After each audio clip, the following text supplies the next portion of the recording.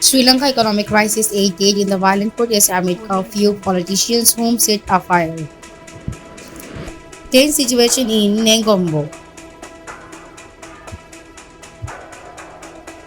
The civil unrest in Sri Lanka has escalated to unprecedented levels over the past few days as the protest against the country government over the economic crisis continue. Mahinda Rajapaksa, who resigned as the Sri Lankan Prime Minister on Monday, is facing calls for arrest for inciting violence that claimed at least 8 lives. Supporters of Mahinda Rajapaksa clashed with the anti-government protests who demand his ouster over Sri Lanka's worst economic crisis that has led to the acute shortage of food, fuel and medicines and prolonged power cuts. Mahinda Rajapaksa quit his post on Monday, but violence erupted in the island nation soon after his resignation. The ancestral home of politically influential Rajapaksa family in Hambantota was set on fire by protesters. The homes of several ministers and ex-ministers were also attacked and set on fire. Sri Lanka Minister of Defence Tuesday ordered the Army, the Air Force and the Navy personnel to open the fire on anyone looting public property or causing harm to other. Nearly 250 people been injured in the violence Colombo and other parts of the country. Prime Minister Mahinda house is Kurungela was also set on fire by protesters. Mobile mob also destroyed a Rajapaksa memorial constructed in the memory by the father Mahinda and Gotabagya Medamulla Hambantota.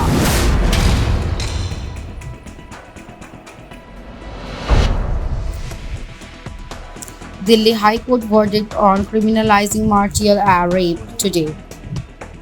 The Delhi High Court, which is hearing a batch of petitions seeking to criminalize martial rape, will pronounce its judgment on Wednesday, May 11. The petition is challenging the exception to the rape law under the Indian Penal Code. The exception to a 5 BC Section 375 rape doesn't consider forceful sexual intercourse by a man with his wife, who is not under 15 years of age as rape. In simple words, Exception 2 of Section 375 discriminates marital rape or mandates that forced sexual intercourse by a man with his wife is not a rape. A bench of Justice Rajiv Shakdar and C. Hari Shankar will pronounce the verdict in the four pleas seeking to criminalize forced sex in a marriage or marital rape. The four petitions were filed by the RIT Foundation in 2015 and All India Democratic Women Association in 2017. Khushbu Saifi, a marital rape survivor in 2017, and one by a man accused of rape by his wife. At least 3 petitions by men's rights organizations have also been filed before the Delhi High Court against the criminalization of the marital rape on various grounds, including allegations of the false cases, potential for misuse and damage to marital relationship and family. One intervention plea also raised arguments for a gender-neutral definition of rape to ensure that men are not unfairly targeted. Hearing in the RIT Foundation case began in 2015 with the Delhi High Court issuing a notice to the centre and Delhi government.